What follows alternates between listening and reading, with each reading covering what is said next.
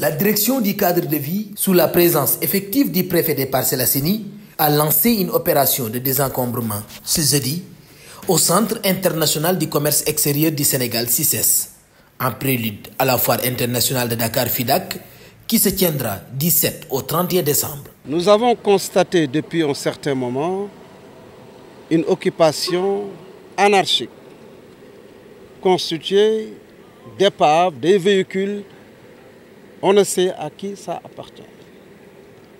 Et vous savez, le CICES est un parc d'exposition, une structure événementielle de l'État.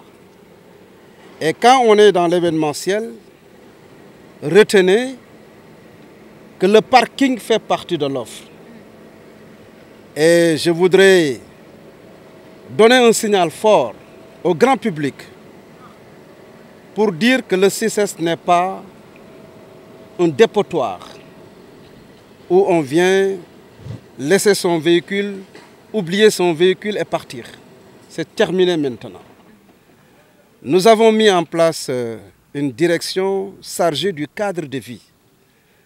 Parce que quand on est dans l'événementiel économique, avec la nouvelle orientation du CICES, qui s'inscrit dans une dynamique du renouveau du centre, nous avons beaucoup de partenaires maintenant. Nous organisons beaucoup d'activités et tout doit se passer dans un cadre convivial et attrayant. La gestion du flux de circulation devient cruciale, incitant le CICES à innover avec la vente de billets en ligne pour optimiser l'accès à l'événement majeur, tout en assurant la fluidité du trafic. Je pense que c'est du 7 au 31 décembre, donc, et nous sommes dans ces préparatifs-là. L'occasion a été saisie pour d'abord mener une opération de désencombrement, donc sous la houlette du directeur général, mais également en compagnie de la gendarmerie et des services du CICES. Oui, nous, en prélude maintenant à la 31e édition de la Foire internationale de Dakar, qui va se dérouler du 7 au 31 décembre, nous attendons du public. Au minimum, on aura 350 000 visiteurs. Mais ces visiteurs, en général, viennent en voiture. Et pour contribuer à la fluidité de la circulation pendant cette période, on est obligé de procéder à cette opération de désencombrement pour qu'il y ait assez d'espace, assez de parking et voilà, permettre quand même à la circulation d'être fluide. Et vous savez, nous avons initié également les entrées à partir maintenant, la vente des tickets en ligne. Tout cela, c'est des innovations que nous avons apportées pour répondre aux attentes légitimes du grand public. Quand il s'agit d'organiser la foire internationale de Dakar, c'est l'embouteillage. Et là aussi, nous avons l'obligation d'écouter le grand public, d'apporter des innovations pour apporter encore notre contribution. Le nombre exact d'occupations non autorisées soit encore indéterminé. Le CICES estime qu'une centaine de véhicules et de pavés seront retirés de l'enceinte du CICES pour assurer la sécurité et l'ordre pendant l'événement.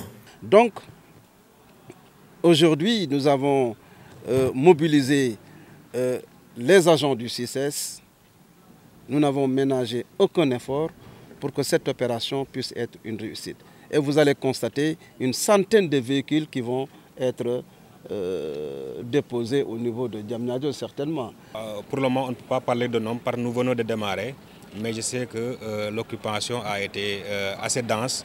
Et d'ici la fin, je pense que nous aurons au moins près d'une centaine de véhicules et d'épaves qui ont été garés au niveau de la foire et que nous comptons en tout cas amener à la foire, à la fourrière, comme je viens de le dire tout à l'heure. Malgré les communications radiophoniques et les sommations écrites, le CICES est prêt à prendre des mesures nécessaires si les occupants ne coopèrent pas pour garantir l'ordre avant la foire internationale de Dakar. Nous avons fait le déplacement. Personnellement, le directeur en charge du cadre de vie a fait le déplacement pour discuter, parler avec les occupants.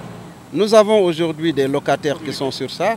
Nous avons fait un communiqué également à la radio. On a fait des sommations écrites. Et donc, si la personne ne veut pas faire d'efforts, on est obligé d'agir. C'est ça.